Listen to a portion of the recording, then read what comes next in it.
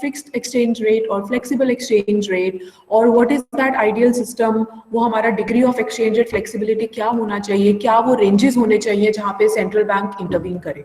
So first we are discussing few points associated with the benefits or the arguments favoring the flexible exchange rate. The first point we discussed was better adjustment. इसमें हम लोगों का जो की point था, जो difference था, वो ये था कि फिक्स्ड एक्सचेंज रेट के केस में गवर्नमेंट को, somebody is trying to join, fixed exchange rate के केस में गवर्नमेंट को या सेंट्रल बैंक को directly, who joined right now? Sorry मैंने तो ऐसे एक्सेप्ट कर लिया, सारे हमारे ही बच्चे हैं ना. यस, सो सेंट्रल बैंक को फिक्स्ड एक्सचेंज रेट के केस में सेंट्रल बैंक को डायरेक्टली इनकम को रिड्यूस करना पड़ता है, whereas flexible exchange rate के केस में इनडायरेक्टली रियल वेजेस रिड्यूस हो जाती हैं. तो क्योंकि जो इनडायरेक्ट रिडक्शन होता है वो वर्कर्स को इतना ज्यादा इमीडिएटली नहीं पता चलता है, एंड देयरफॉर जो वर्कर्स के रिवोल्ट होते हैं against the government, against the central bank, if there income is reduced directly, उसके चांसेस बहुत कम हो जाते हैं. सो flexible exchange rate system is like a market functioning system. हम लोग लास्ट यूनिट में डिस्कस करेंगे कि कैसे हम लोगों के एक्सचेंज रेट भी डिटरमिन होते हैं फ्लेक्सिबल एक्सचेंज रेट के केस में. तो क्योंकि ये एक मार्केट डिटरमिन्ड एक्सचेंज रेट है, मार्केट डिटरमिन्ड प्राइस है of one currency with respect to the other currency. तो हमने एडम स्मिथ ने क्या बोला था कि हमारा अगर फ्री मार्केट होता है तो ऑटोमेटिकली प्राइसेस एडजस्ट हो जाते हैं. सो उसी तरीके से फ्लेक्सिबल एक्सचेंज रेट के केस में हमारी बाकी सारी चीजें ऑटोमेटिकली एडजस्ट हो जाती हैं. This is an argument which is in favor of flexible exchange rate. Next we discussed better confidence. Better confidence मतलब कि अगर हम लोगों का फ्लेक्सिबल एक्सचेंज रेट है और करेंसी डेप्रिशिएट कर जा रही है तो अपने आप लोग इंपोर्ट करना कम कर देंगे, जिसकी वजह से जो हमारे परसिस्टेंट डेफिसिट्स होते हैं वो अपने आप रिड्यूस हो जाएंगे. वेयर एज अगर फिक्स्ड एक्सचेंज रेट रहेगा जहां पे हमें डी वैल्यू करना पड़ेगा, एक्सचेंज रेट अपने आप डेप्रिशिएट नहीं कर सकता है, तो उस केस के अंदर गवर्नमेंट अगर हेजिटेट करेगी, सेंट्रल बैंक अगर हेजिटेट करेगा डी वैल्यू करने से, तो उस केस में हेजिटेट क्यों करेगा? क्योंकि वर्कर्स को लगेगा हमारी इनकम कम हो रही है, एक्सपोर्टर्स को लगेगा कि हम लोगों को नुकसान हो रहा है, कि हम लोगों को इतना ज्यादा गेन नहीं हो सकता है अगर हम लोगों के इन इलास्टिक गुड्स हैं. डी वैल्यू करने के बाद अगर हम लोगों की डिमांड इंक्रीज नहीं हो रही है तो वहां पर डोमेस्टिक प्रोड्यूसर्स का भी नुकसान हो सकता है. बट फ्लेक्सिबल एक्सचेंज रेट के केस में ये जो डेफिसिट्स हैं ये अपने आप रिड्यूस होने के चांसेस होते हैं. So the country have more confidence कि उनका जो एक्सचेंज रेट है वो इतना ज्यादा डेफिसिट्स को इंक्रीज नहीं करेगा. Next we discussed better liquidity. इस केस में हमने डिस्कस किया था that central bank it does not require central bank to hold foreign exchange reserves. However ये कंप्लीटली अभी हम लोगों के लिए एप्लीकेबल नहीं है, because most of the countries are not following flexible completely और fully flexible exchange rate system. Instead they are following managed exchange rate system, जहां पे managed flexible exchange rate system, जहां पे वो जब चाहे इंटरवीन कर सकते हैं और अपने फॉरेन एक्सचेंज रिजर्व्स को, ऑफिशियल रिजर्व्स को फॉरेन एक्सचेंज मार्केट में परचेज या सेल कर सकते हैं in order to have their balance of payment in balance.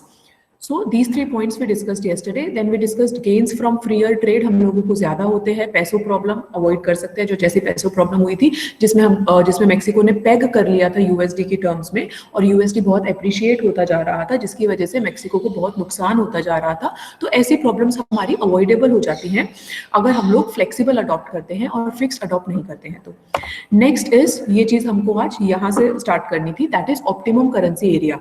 So because of this increased independence of economic policy, and we have to discuss optimum currency area in this. So maintaining a fixed exchange rate can force a country to follow the same economic policy as its trading partner.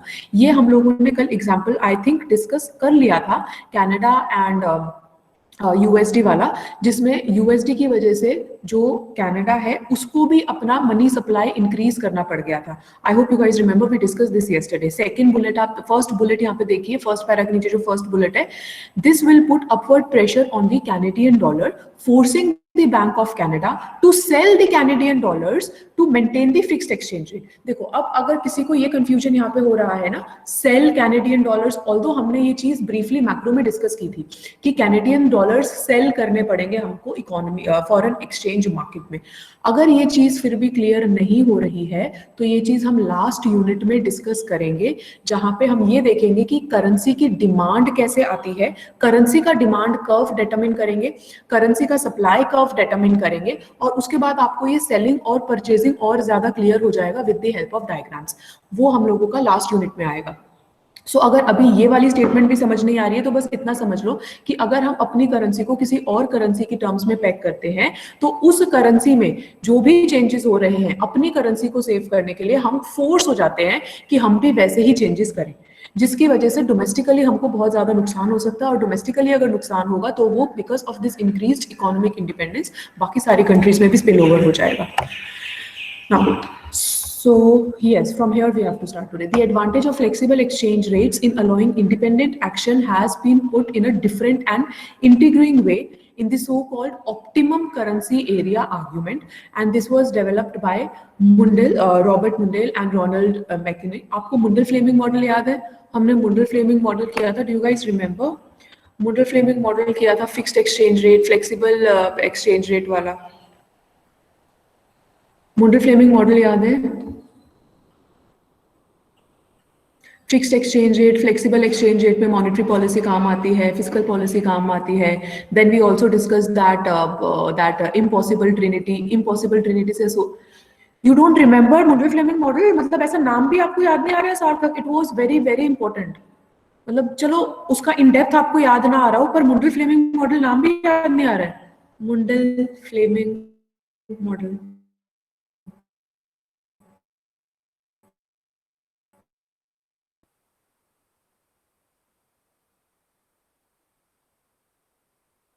You remember the name? ठीक है, तो उसके जो अंदर वाली चीज थी वो भी एप्लीकेबल है, सिर्फ आपको लिंक करने की कोशिश. Optimum currency area argument, this was put forward or developed by Robert Mundell and Ronald McKinnon. So a currency area is an area within which the exchange rates are fixed. जैसे कि हमने क्या discuss किया है? Eurozone discuss किया है, Europe discuss किया है. जब हम इनिशियली वो जो हमने पूरा 10-12 साल का 3 स्टेप प्रोसेस डिस्कस किया था जब यूरो क्रिएट हुआ था, तो एक करेंसी एरिया क्या हो गया? जो हमने करेंसी ट्रेडिंग ब्लॉक्स डिस्कस किए थे जहां पे हमारे एक्सचेंज रेट्स फिक्स होते हैं. अब ऑप्टिमम करेंसी एरिया क्या है? Optimum currency area is an area with in which the exchange rates should be fixed. Should be fixed का मतलब कि वो एरिया ऐसा है जहां पे अगर हम लोगों के फिक्स्ड एक्सचेंज रेट रहेंगे तो वो हमारा बेटर सिचुएशन रहेगी उस पर्टिकुलर रीजन के लिए. तो करेंसी एरिया क्या होता है? जहां पे एक्सचेंज रेट फिक्स्ड होते हैं. ऑप्टिमम करेंसी एरिया क्या होता है? जहां पे फिक्स्ड एक्सचेंज रेट सूटेबल होते हैं. I hope this difference is clear. Now, we can explain what constitutes an optimum currency area by considering the consequences of the adoption of the euro by the eurozone countries. तो अभी हम इसके consequences discuss करेंगे. We can begin by asking what would happen if one of the eurozone countries, let us consider Italy for the purpose of discussion, suffers a fall in demand for its exports with resultant high unemployment while the economies of the remainder of the eurozone countries continues to grow.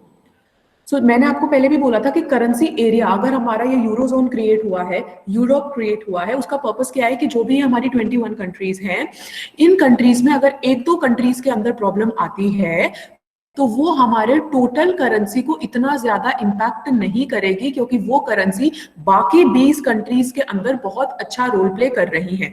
तो यहाँ पे हम वही बताने की कोशिश कर रहे हैं कि ऑप्टिमम करेंसी एरिया क्या होगा? जहां पे हमारे एक्सचेंज रेट फिक्स होने चाहिए क्योंकि वो उस करेंसी के लिए बेनिफिशियल है. So we will discuss an example right now जहाँ पे ये एक कंट्री प्रॉब्लम फेस कर रही है and we will see what will happen if it is in this optimum currency area जहाँ पे हमारे करेंसी फिक्स्ड है, जहाँ पे हमने यूरो करेंसी लिया हुआ है. तो हम बोल रहे हैं इनिशियली कि हमारा इटली का डिमांड फॉर एक्सपोर्ट्स रिड्यूस हो रहा है. डिमांड फॉर एक्सपोर्ट्स रिड्यूस का मतलब क्या है कि हम लोगों के डोमेस्टिक प्रोड्यूसर्स जो हैं उनको नुकसान हो रहा है. डोमेस्टिक प्रोड्यूसर्स का अगर गुड्स सेल नहीं हो रहा है जिसकी वजह से उनके प्रॉफिट्स रिड्यूस हो रहे हैं तो क्या चीज होगी? हम लोगों का नेक्स्ट टाइम पीरियड में आउटपुट रिड्यूस हो जाएगा क्योंकि अभी प्रोड्यूसर्स के पास सरप्लस ज्यादा रहेगा. तो नेक्स्ट टाइम पीरियड में जब आउटपुट प्रोडक्शन रिड्यूस हो जाएगा तो वो वर्कर्स को ले ऑफ कर देंगे। इसका मतलब इटली के अंदर अनएम्प्लॉयमेंट होना स्टार्ट हो जाएगा। क्या आप लोगों को इटली का ये प्रॉब्लम समझ में आया है, या आप लोग ये चाहते हो कि मैं आईपैड पे इस चीज को लिख के आपको वो एरो फॉर्म लिख के बताऊं? क्योंकि अभी हमको आगे ये चीजें एक दो पॉइंट्स में और डिस्कस करनी है कि कॉन्सिक्वेंसेस कैसे होंगे। Do you want me to connect my iPad and लिख के बताना, या आप अब ऐसे ग्रैब कर पा रहे हो? What do you want? क्या आप ग्रैब कर पा रहे हो, और you want me to write this down?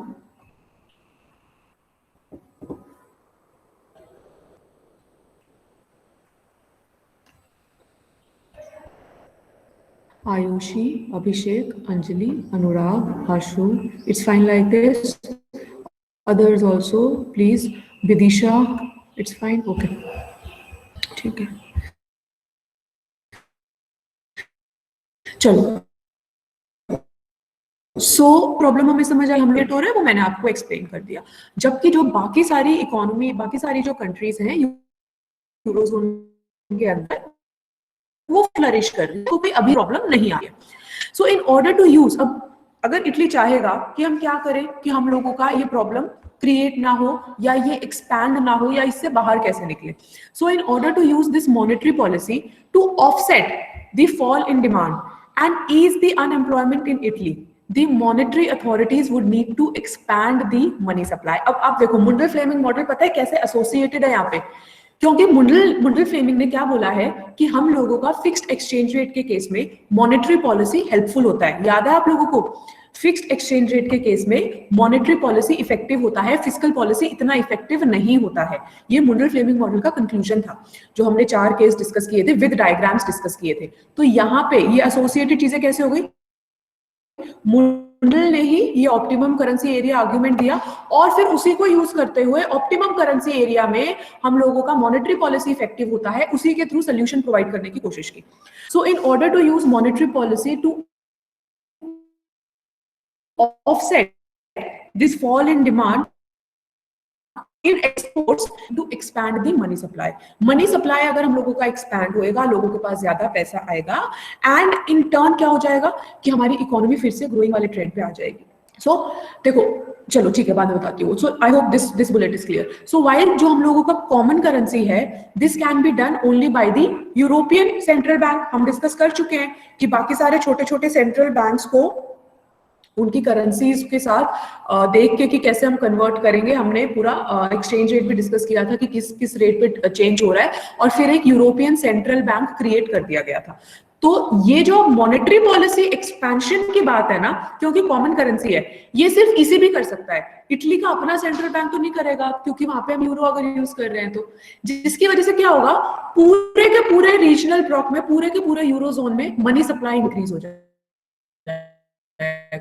अब money theory of money which we have discussed in macro last chapter, और मैक्रो 4th सेमेस्टर का जो last fiscal policy monetary policy वाला चैप्टर था, उसमें हमने quantity theory of money discuss किया था, जिसमें क्या था कि अगर हमारा MV is equal to PT, I hope आपको ये इक्वेशन याद होगी, MV is equal to PT, एक दो दिन पहले मैंने लिख के भी बताई थी। सो जब मनी सप्लाई इंक्रीज होता है तो हमारा प्राइस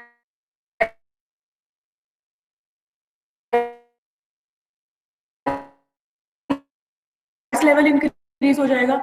तो क्योंकि हम लोगों की एक है, तो बाकी सारी कंट्रीज में भी इन्फ्लेशन होने के चांसेस हो जाएंगे, along with full employment. Full employment क्यों बोल रहे हैं? क्योंकि अनएम्प्लॉयमेंट का प्रॉब्लम जो है वो सिर्फ इटली के अंदर है, अभी बाकी कंट्रीज के अंदर नहीं है। तो बाकी कंट्रीज के पास तो रिसोर्सेज ही नहीं है कि वो एम्प्लॉय कर सके, उनके पास तो एक्स्ट्रा लेबर है ही नहीं ना, वहां पे तो अनएम्प्लॉयमेंट है ही नहीं। तो जब वहां पे अनएम्प्लॉयमेंट नहीं है और आप वहां पे और पैसा दे रहे हो लोगों को, तो लोग अपनी डिमांड इंक्रीज करना स्टार्ट कर देंगे।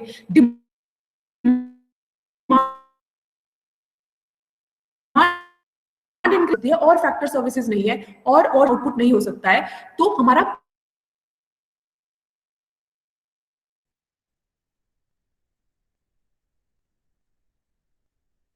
Price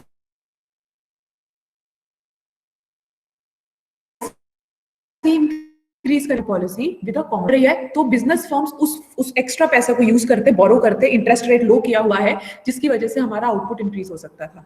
more over, even if the discretionary monetary policy were not taken, मतलब अलग से हम कोई मॉनेटरी पॉलिसी अगर नहीं ले रहे हैं, having a separate currency with a flexible foreign exchange value would have meant that this adjustment would have been achieved automatically, क्योंकि फ्लेक्सिबल एक्सचेंज रेट सिस्टम हमारा market determined exchange rate system होता है, तो हमारे ऑटोमेटिकली प्राइसेस वेजेस सब ऊपर नीचे होके अपना इक्विलिब्रियम सिचुएशन अटेन कर लेते। So the fall in demand for Italian exports would have lowered the external values of this Italian era, and the lower value would then have stimulated the export sales.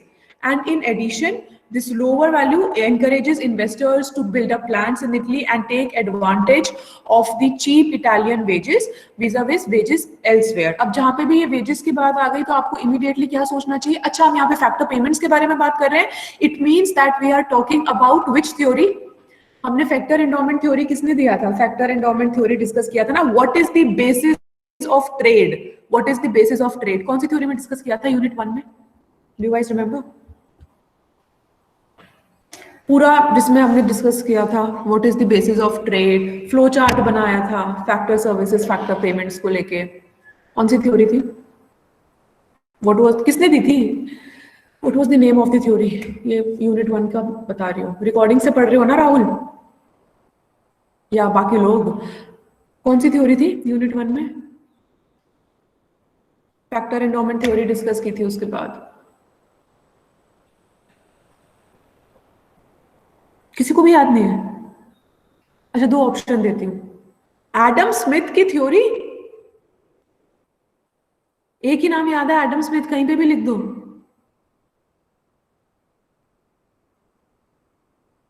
दो option दे रही हूँ, हेबरलर और Heckscher ओलेन.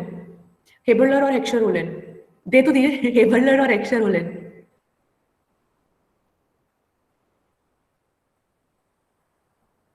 कितने लोगों को लग रहा है ये कौन लोग हैं, कहां से आ गए, कभी सुना नहीं इनके बारे में? One is Haberler, the other is Heckscher ओलेन.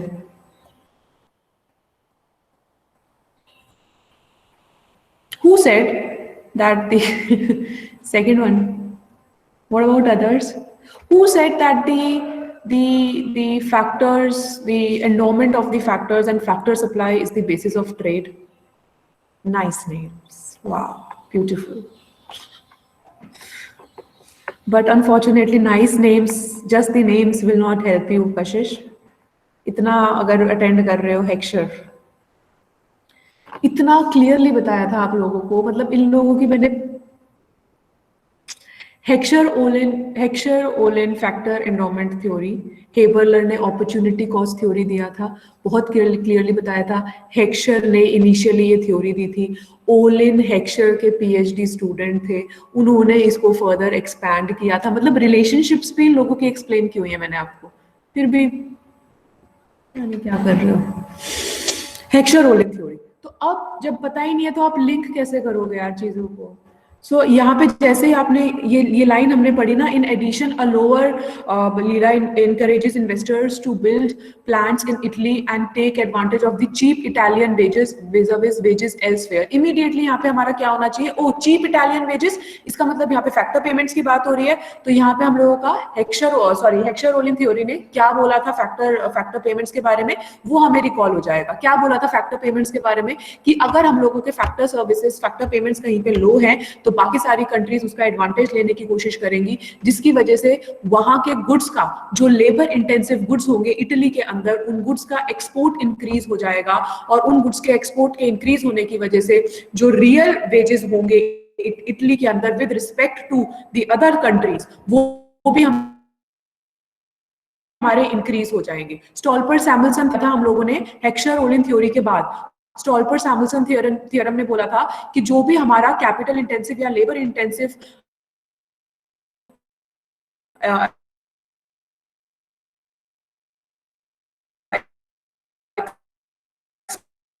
Export हम कर रहे हैं, उसी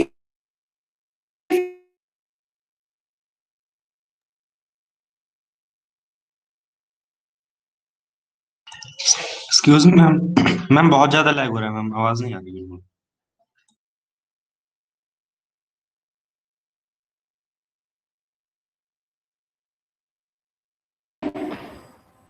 Is it fine now? Is it still lagging? Is it still lagging? Fine. ठीक है। क्या आप लोगों को वो याद है प्री ट्रेड पोस्ट ट्रेड करके लिखवाया था मैंने, स्टॉल्पर सैमुअल्सन थ्योरम किया था हेक्सर-रोलिन थ्योरम के बाद, जो उसके कॉन्सिक्वेंसेस में थ्योरम्स आए थे। सुना हुआ लग रहा है स्टॉल्पर Samuelson theorem?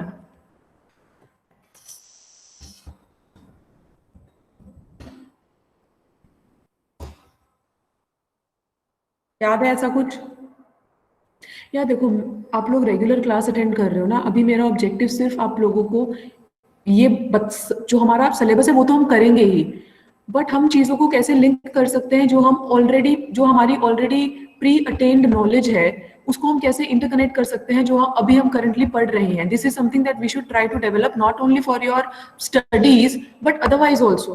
Only then you will be able to do a good discussion in your life in future. So अगर आप चीज़ों को ऐसे भूलते रहोगे ना तो प्रॉब्लम हो जाएगी। चलो एक बार मुझे बताओ, मेरा पीपीटी विजिबल है? क्योंकि बीच में लैग हो रहा था। क्या ये पीपीटी विजिबल है? Is it visible? Yes ma'am. Yes ma'am. Okay चलो, the optimum currency area can be taken further. So why not have a separate currency with a flexible exchange rate just for this northern Italy अगर यहाँ पे problem चल रही है?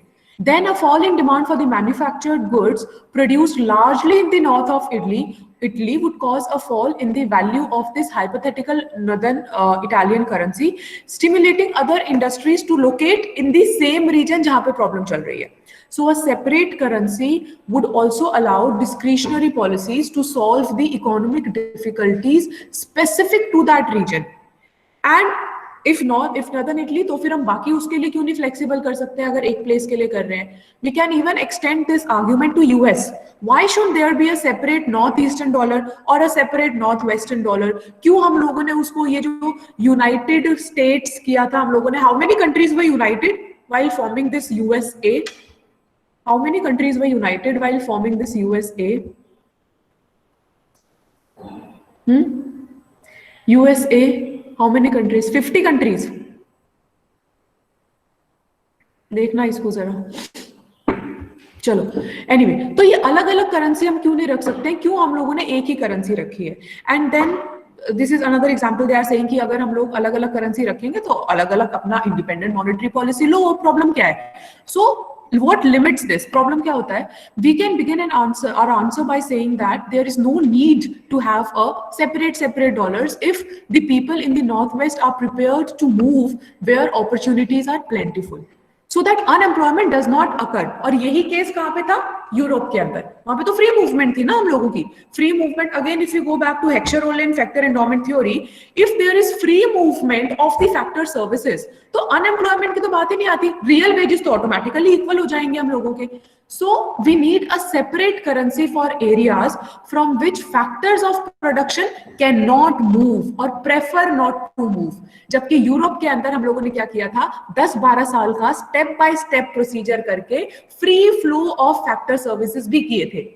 तो ठीक है, इंडिपेंडेंट मॉनेटरी पॉलिसी नहीं ले सकते, पर वो इंडिपेंडेंट मॉनेटरी पॉलिसी लेने की नौबत ही नहीं आएगी क्योंकि हमारे फैक्टर सर्विसेज फ्रीली मूव कर रहे हैं। तो जितना डिक्लाइन एम्प्लॉयमेंट में होता अगर इटली सेपरेट कंट्री होती, या जितना इंक्रीज इन अनएम्प्लॉयमेंट होता अगर इटली सेपरेट कंट्री होती, तो उसका बहुत ही ज्यादा कम प्रपोर्शन में अनएम्प्लॉयमेंट होगा, क्योंकि अब लेबर्स फ्रीली मूव कर सकते हैं इन कंट्रीज के बीच में। सो दिस इज, इसीलिए हम बोलते हैं कि कभी भी हमारी जो हमने अभी तक मैक्रो में क्या किया ना, स्टेप बाय स्टेप पॉलिसीज को अलग अलग पढ़ा है, अब हम लोग उन चीजों को कंबाइन करके देख रहे हैं। So we need a separate currency area for areas from which the factors of production can not move और they do not prefer to move. So this prompted Robert Mundell to argue that the optimum currency area is the region। और region इन्होंने कैसे specify किया है? A region is defined as an area within which factors of production are mobile and from which they are immobile. So Mundell argued that if currency areas are smaller than existing countries, then there will be considerable inconvenience in converting the countries, और उसके बाद हमारा exchange rate risk increase हो जाता है.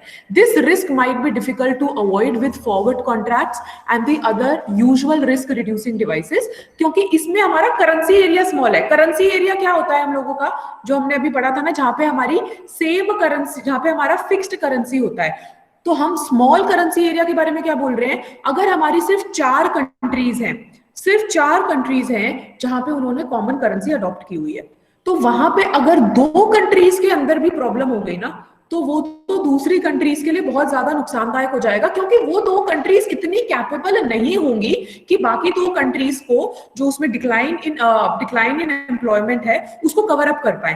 पर जितना large currency area होएगा उतना ही ज्यादा बेनिफिट होएगा. अगर हम यूरोजोन की बात करते हैं, वहां पे अगर 21 कंट्रीज हैं, वहां पे सिर्फ 2 कंट्रीज के अंदर प्रॉब्लम है, तो बाकी 19 कंट्रीज उसको ओवरकम कर पाएंगी. पर अगर हमारा करेंसी एरिया छोटा है, करेंसी एरिया मतलब जहां पे हमारा एक्सचेंज रेट फिक्स्ड है, अगर हमारा वो करेंसी एरिया छोटा है तो हम कवर अप नहीं कर पाएंगे. क्या आप लोगों को ये मुझे प्लीज इन 3 क्वेश्चंस का आंसर दो. क्या आप लोगों को करेंसी एरिया क्लियर है? क्या आप लोगों को लार्ज करेंसी एरिया और small currency area and optimum currency area, ये चारों चीजें क्लियर है? Currency area, optimum currency area, large currency area, small currency area, ये चारों चीजें क्लियर है? क्योंकि एग्जाम में हो kind of Ayushi you have a same reply for every question, kind of somewhat. क्या नहीं क्लियर है, क्या रिपीट करूं? Currency area, I'll repeat myself, okay? Currency area is जहां पे हम लोगों का एक्सचेंज रेट फिक्स्ड होता है. करेंसी एरिया जहां पे हम लोगों का एक्सचेंज रेट फिक्स्ड होता है. ऑप्टिमम करेंसी एरिया जहां पे हम लोगों का एक्सचेंज रेट फिक्स होना चाहिए, क्योंकि वो कंट्रीज के लिए बेनिफिशियल है. लार्ज करेंसी एरिया मतलब the number of countries involved wherein this currency is fixed is large, huge. Small currency area जहां पे हमारी number of countries is small. तो अब ठीक है, काइंड ऑफ आपने बोला, मैं एक क्वेश्चन पूछती हूँ, उसका आंसर करने की कोशिश करना. अगर हम लोगों का स्मॉल करेंसी एरिया है, तो क्या वो ऑप्टिमम करेंसी एरिया होना चाहिए? और सारी कंट्रीज छोटी हैं, कोई भी एक लार्ज कंट्री नहीं है यूएसए की तरह, ठीक है? So if the currency area is small, will it be better to have it as an optimum currency area? No, let me reframe it. If there are few countries, then can they have an optimum currency area? Yes, this is nice. So I'm saying that if there are few countries, can they proceed towards having an optimum currency area? हाँ?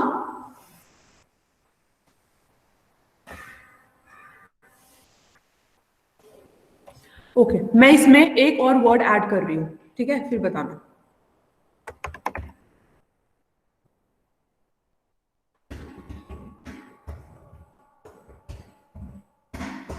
अब बताओ.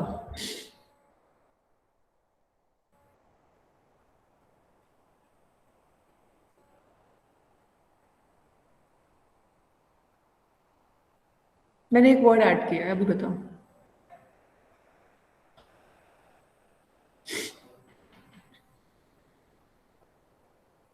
अरे बाकी लोग भी तो class attend कर रहे हैं. You can also put in your opinion.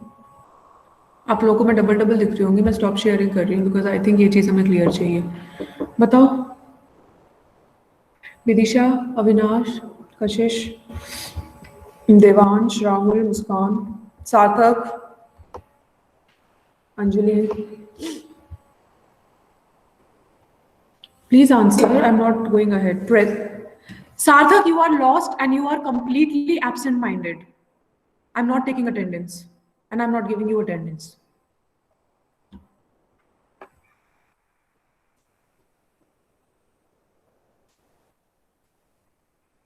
Present. How irritating, yaar. No, but it means that you are lost. I asked you a question above. I wanted you guys to give your opinion on that, to give an answer on that. There's a question that I've typed. मतलब imagine how, what are you guys doing? मैं आपको question बोलने की बजाय type करके पूछ रही हूँ कि कुछ कंफ्यूजन ना हो, और आप बोल रहे हो प्रेजेंट. मतलब you, it's like complete wastage of efforts यार. बाबा सुबह उठ के मैं कॉलेज आप लोगों के लिए आ रही हूँ. What are you doing? Please answer my question. There is a question ऊपर जो मैंने लिखा है, मैं उसको दोबारा सेंड कर रही हूँ. I want a response from all. Please. Please answer this question.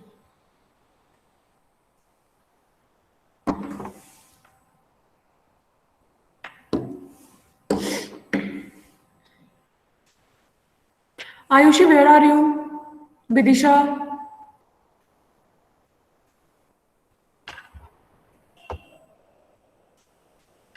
नहीं पढ़ना है क्या?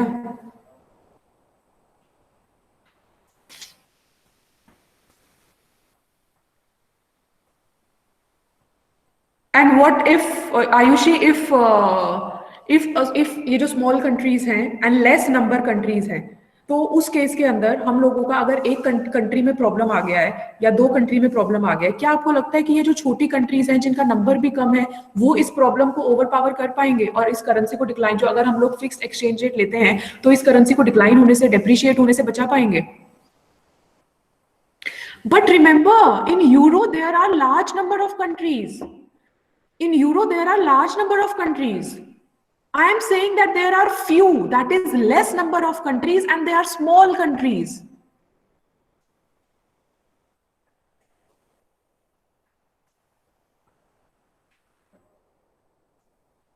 That's what I'm repeating again and again. Yes, they can't. They will not be able to stop this reduction, to stop this depreciation in the country. So now, again, answer my question. Do you understand what is currency area? Do you understand what is optimum currency area? Do you understand what is large currency area? And do you understand what is small currency area?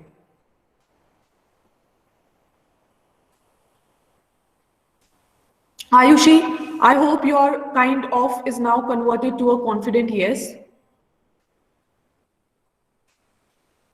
Okay, so let me just continue. Sarthak, too disappointed, yaar. I not expected. Okay, so let's come back to this and at least finish this optimum currency point. So where were we? Yeah. अब इस statement को ना, region वाले statement को दोबारा पढ़ते हैं and let us see if we are more comfortable to understand what he is saying. So a region is defined as an area within which factors of production are mobile and from which they are immobile.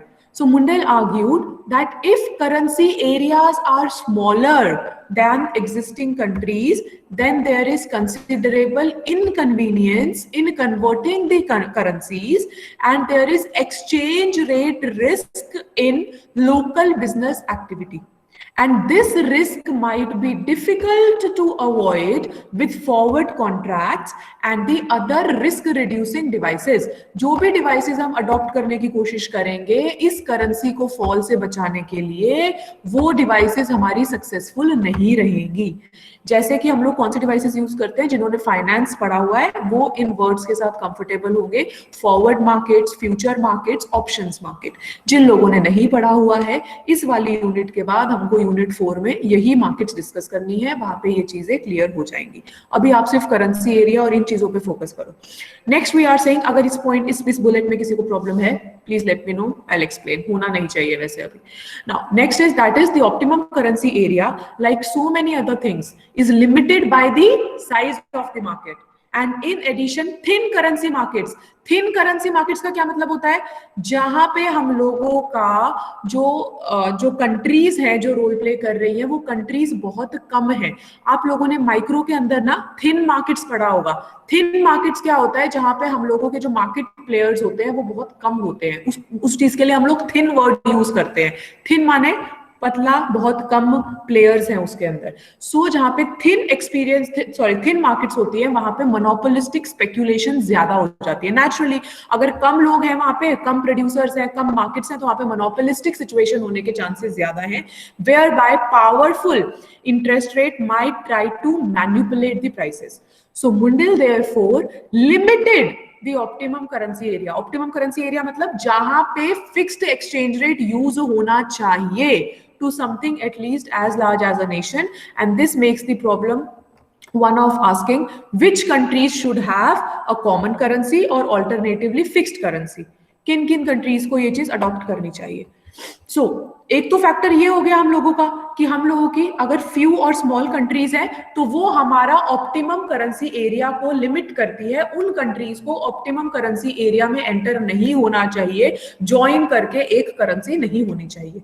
This limits the adoption of optimum currency area। Another factor which affects the extent of optimum currency area is the degree to which the economic activity is correlated throughout the area। For example, कितना correlation है? अब European countries के अंदर तो वो same business cycle follow कर रहे हैं, तो उनके लिए काफी इजी है कि वो एक कॉमन करेंसी रख दें, उनको कोई इतना प्रॉब्लम होएगा नहीं। बट अगर हमारा बिजनेस साइकिल अलग है, इकोनॉमिक एक्टिविटी इतनी ज्यादा इंटीग्रेटेड नहीं है, एक दूसरे के साथ कोरिलेटेड नहीं है, तो आप देखो ना, अगर इकोनॉमिक एक्टिविटी कोरिलेटेड ही नहीं होगी तो हम लोग एक फिक्स्ड करेंसी तो कर ही नहीं पाएंगे, क्योंकि वहां कहीं और कुछ और इकोनॉमिक सिनेरियो चल रहा होगा, किसी और कंट्री में कोई और इकोनॉमिक सिनेरियो चल रहा होगा, तो इस केस के अंदर तो फिक्स्ड एक्सचेंज रेट करने का मतलब ही नहीं बनता है। So another factor which affects this extent or which limits the adoption of optimum currency area is if the economic activity is not that much correlated। तो यूरोपियन यूनियन के अंदर ना ये सारी चीजें सेटिस्फाई हो रही थी, इस वजह से इन्होंने एक कॉमन करेंसी ली थी, क्योंकि ये बहुत ज्यादा कंट्रीज थी, तो जो ऑप्टिमम करेंसी एरिया है that was very good over here. Then large number of countries थी, इकोनॉमिक एक्टिविटी कोरिलेटेड थी, फैक्टर सर्विसेज इजीली मोबाइल थे, so they would all lead easier and tighter monetary policy or higher or lower exchange rate at the same time, meaning little or no conflicts on preferences for economic policy। It is not necessary to have correlated business activity and high factor mobility, one or the other will do। या तो आपका high factor, जो अभी हमने दो factors बोले कि European countries में चीजें सेटिस्फाइड थी, हमने क्या बोला, फैक्टर्स इजीली मोबाइल हो रहे थे, या हमारा बिजनेस एक्टिविटी कोरिलेटेड था। एक सक्सेसफुल ऑप्टिमम करेंसी एरिया के लिए इन दो में से अगर एक भी फैक्टर हम लोगों का अच्छे से सेटिस्फाई हो रहा है तो हम एक कॉमन करेंसी अडॉप्ट कर सकते हैं, इफेक्ट, क्योंकि वो चीज हम लोगों का एज अ सब्स्टिट्यूट हो जाएगा। अगर हमारे बिजनेस एक्टिविटीज अच्छे से कोरिलेटेड है, एक मिनट रुको, I want to talk to you. Do you guys remember कि हम लोगों ने हेक्सर-ओलिन फैक्टर एंडोमेंट थ्योरी के अंदर ये बोला था कि अगर हमारे फैक्टर सर्विसेज जो लेबर है वो इजीली मोबाइल नहीं है, तब भी हमारा एक स्टेटमेंट थी हम लोगों की, goods mobility is a substitute two factor mobility. ये स्टेटमेंट याद है किसी को? Goods mobility is a substitute two factor mobility. मतलब अगर हमारे गुड्स फ्रीली मोबाइल हैं, फ्रीली ट्रेड हो रहे हैं, तो उन गुड्स के प्राइसेस ऑटोमेटिकली एडजस्ट हो जाएंगे, as a result of which factor prices के ऊपर भी इंपैक्ट आएगा। Do you guys remember this? अगर हमारे यहाँ से एक एक्स कमोडिटी जो लेबर इंटेंसिव कमोडिटी है वो एक्सपोर्ट हो रही है, ठीक है, तो उसके प्राइसेस कम है इसीलिए एक्सपोर्ट हो रही है, तो जब अगर उसका एक्सपोर्ट इंक्रीज होता है तो क्या होगा, price of that x commodity increase हो जाएगा, price of that x commodity increase होगा जिसमें हम लेबर यूज कर रहे हैं, तो लेबर फैक्टर, जो लेबर का पेमेंट है, वेजेस, वो भी इंक्रीज हो जाएगा। तो लेबर कहीं नहीं जा रहा है प्रोडक्शन करने के लिए, लेबर यहीं पे है, बट क्योंकि हम लोगों का गुड्स मोबिलिटी है तो वो गुड्स मोबिलिटी एक तरीके से हेल्प कर रहा है फैक्टर पेमेंट को इंक्रीज करने के लिए, इसीलिए हम बोलते हैं that goods mobility is a substitute two factor mobility. क्या ये स्टेटमेंट क्लियर है? ये हमने बहुत अच्छे से डिस्कस किया इक्वेशंस के साथ। यस मैम, क्लियर है मैम, यस मैम।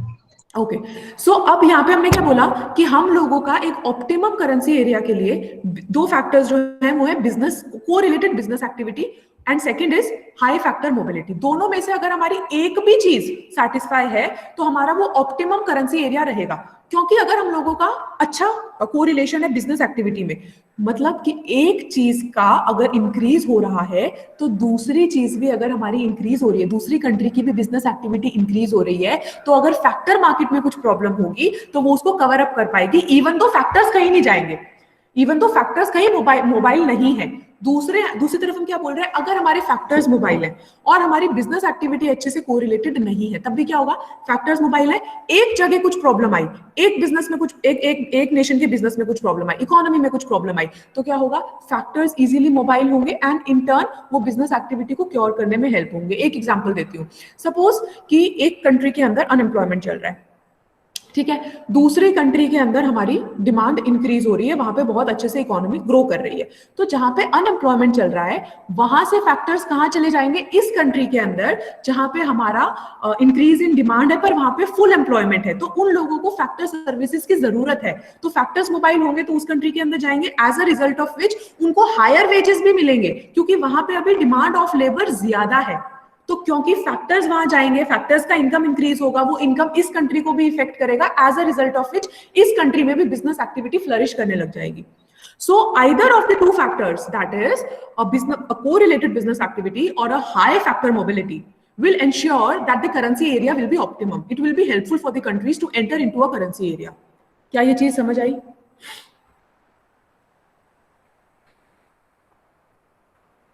बाकी लोगों को okay Abhishek, nice to see that now you are active in class. Okay, एक बार बस मैं क्विकली इसको एक बार आप लोगों को फिर से दिखा देती हूँ and then I quickly take your attendance. Just one second, एक second, what are you saying Ayushi?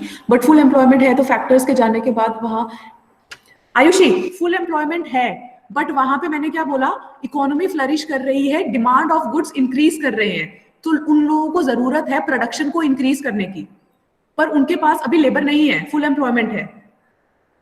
तो अगर जैसे कि हमने बोला कि अगर अभी डिस्कस किया था ना कि अगर वहां पे फुल एम्प्लॉयमेंट है और वहां पे डिमांड इंक्रीज हो जाएगी तो इन्फ्लेशन होने के चांसेस हैं, तो उस कंट्री के लिए तो हेल्पफुल है ना कि अगर वहां पे डिमांड इंक्रीज हो रही है और उनको लेबर मिल रहा है तो वो इन्फ्लेशन नहीं होगी ना वहां पे, नहीं तो फिर increase in demand will lead to inflation in that country. दोनों फुल एम्प्लॉयमेंट भी है एंड इंक्रीज इन डिमांड, दोनों चीज बोल रहे। अच्छा एक सेकंड में, I just complete this slide that we were discussing. Yeah. So the another factor affecting the extent of an optimum currency area is the degree to which the economic activity is correlated. And then we read that one or the other factor will do. If factors is mobile, it is not necessary to have a correlated business activity. And if there is high correlation, it is not necessary to have a factor mobility. क्योंकि ये दोनों एक तरीके से substitute की तरह काम करेंगे और दूसरी चीज को impact करेंगे ही करेंगे।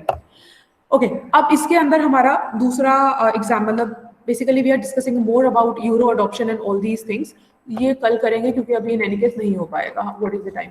27। Do you have a class at 9:30? Pritika ma'am ने क्लास लेनी स्टार्ट की है। I am sorry, I am not aware, जितना मुझे पता है मेरे ख्याल से अभी नहीं ले रही है वो आपकी क्लास। क्या 9:30 आप लोगों की क्लास है? Because I just want to take it for like 5-10 minutes. I want to finish off with this arguments in favour of exchange rate. Do you have a class at 9:30 with ma'am? अरे finance वाले बच्चों बताओ, वो class है, which means that we can extend our class for 5 minutes. 5 minute class extend कर सकते हैं ना। एक बार क्विकली मैं ये 2 स्लाइड, ठीक है चलो। सो या just 2 slides. So Britain opted out of the first round of euro adoption, जब वो होने वाला था उस टाइम पे भी, even though the country met the criteria which was established in this agreement, which was designed to make the countries converge in the sizes of their debts and deficits and in their inflation rates. क्योंकि उसी के basis पे हम लोगों ने ये decide किया था कि किस एक्सचेंज रेट पे जो ये डोमेस्टिक कंट्रीज है उसको यूरो में कन्वर्ट करना है। So without similar conditions in these key dimensions, it would be very difficult to generate this common currency area. One reason is obviously history, with great nostalgia for the pound, which in the 19th century was the monarch of the world's monies. इसलिए उन लोगों को ये भी हो रहा था कि हमारी करेंसी इतनी स्ट्रॉन्ग थी, हम डिस्कस कर चुके हैं क्यों उनकी करेंसी स्ट्रॉन्ग थी, क्योंकि ट्रेड बहुत ज्यादा ब्रिटेन का था, तो basically it was ruling in the world. So उनको एक तो वो था। अब देखो ब्रिटेन ने ही अभी ऑप्ट आउट किया है ना, तो उनको स्टार्टिंग से इतना कंफर्टेबल नहीं था. So another is the desire to remain sovereign. Britain wanted to remain sovereign. Sovereign क्या होता है कि हम लोग, India is a sovereign country. Sovereign क्या होता है, हम लोग इंडिपेंडेंटली अपने मॉनेटरी और पॉलिसी, मॉनेटरी और फिजिकल पॉलिसी ले सकते हैं. हम लोग किसी भी अग्रीमेंट में बाध्य नहीं है कि हमें यही लेना है. तो अगर अभी हम ये भी बोलते हैं ना कि हम यूनाइटेड नेशंस के मेंबर हैं, हम वर्ल्ड बैंक के मेंबर हैं, हम IMF के मेंबर हैं, बट ये इंटरनेशनल इंस्टीट्यूट्स हम लोगों को फोर्स नहीं कर सकते हैं कि आप ऐसी ही पॉलिसी अडॉप्ट कीजिए. हम इनके मेंबर्स हैं, that is fine, but they can not force us to adopt any kind of policy. हाँ, मैक्रो इकोनॉमिक पॉलिसी सजेशंस दे सकते हैं, डायरेक्टिव्स दे सकते हैं. जैसे IMF से जब हमने लोन लिया था तो उन्होंने हमें डायरेक्टिव्स दिए थे, बट वो एक तरीके से कंपल्सरी था क्योंकि हम उनसे लोन ले रहे हैं. बट सॉवरेन मीन्स कि ब्रिटेन अगर इस यूरोजोन में एंटर हो जाता है तो उसकी मॉनेटरी और फिस्कल पॉलिसी भी बाकी कंट्रीज के हिसाब से होएगी, कोरिलेटेड होएगी. But Britain wanted to remain sovereign. But in terms of the optimum currency area argument, this decision could rationally be based on a lack of factor mobility across the English Channel and the absence of a high correlation of Britain's business cycle with that of continental Europe. And some countries also did not join क्योंकि उनका language या cultural barriers थे, जिसकी वजह से जो correlation था कि हम लोग आगे इकट्ठे डेवलप हो पाएंगे वो बहुत कम था. तो बाकी कंट्रीज ने इस वजह से भी ज्वाइन नहीं किया था. However, there was a feeling that taking the brave step of adopting the common currency could itself bring about the necessary conditions. And what is that necessary conditions? That is, with a common currency, people are more likely to be mobile, changing jobs would be easy across the borders, visa वगैरह का issue नहीं रहेगा. Then the different economies would also be more likely to move together in their business cycles. So ये कुछ benefits भी आ रहे थे. But finally, it should be mentioned that transfers between the areas can reduce the harmful effects of the fixed exchange rate. ये हम discuss कर चुके हैं. ट्रांसफर्स का क्या मतलब है, अगर एक दो कंट्रीज पे प्रॉब्लम आ रही है, बाकी कंट्रीज फ्लरिश कर रही है, तो इतना ज्यादा जो हार्मफुल इफेक्ट होता है फिक्स्ड एक्सचेंज रेट का, वो ये जो बेनिफिट्स आते हैं हम लोगों के, वो उसको ओवरपावर कर सकते हैं. So money can be transferred to areas suffering from a high currency caused by a strong demand to another area जहां पे हम लोगों का इतना अच्छा करेंसी परफॉर्म नहीं कर रहा है. So the notion that the minimum feasible size of a currency area is limited by the greater risk and inconvenience of smaller areas is closely related to one of the leading arguments against the flexible exchange rate. That they cause uncertainty, they inhibit the international trade. And let us begin with this, as in we need to see the negative side of the flexible exchange rate. So this will do tomorrow. इससे पहले मैं एक बार आपको सिर्फ revise करा दी हूँ कि हमने बेनिफिट्स कौन कौन से डिस्कस किए हैं फ्लेक्सिबल एक्सचेंज रेट के. So these are arguments in favour of flexible exchange rate. First we discussed better adjustment, second better confidence, third gains from freer trade, fourth avoiding the peso problem, fifth optimum currency area, and we discussed better liquidity. क्या आप लोगों को ये 6 arguments in favor of flexible exchange rate clear हैं? Tomorrow we'll try to do the arguments against the flexible exchange rate. Arguments, did the first join you in the first place? अभिषेक, एक काम करते हैं क्योंकि अभी टाइम हो चुका है, तो क्योंकि आपने ब्रेक्जिट डिस्कस किया था, तो क्या आप इस क्वेश्चन के ऊपर आज थोड़ा सा सर्च करके कल हम लोगों को एनलाइटन करोगे and then we'll discuss on this. आप अच्छे से बेटर समझ पाओगे, ठीक है? मेरे को याद दिला देना प्लीज. अगर मैं भूल जाऊं तो बाकी बच्चे आपको याद दिला देंगे. चलो, अदरवाइज एज इन हम तो डिस्कस करेंगे, पर एक बार आप देखो कुछ. चलो, I hope all the things are clear. I just quickly take your attendance.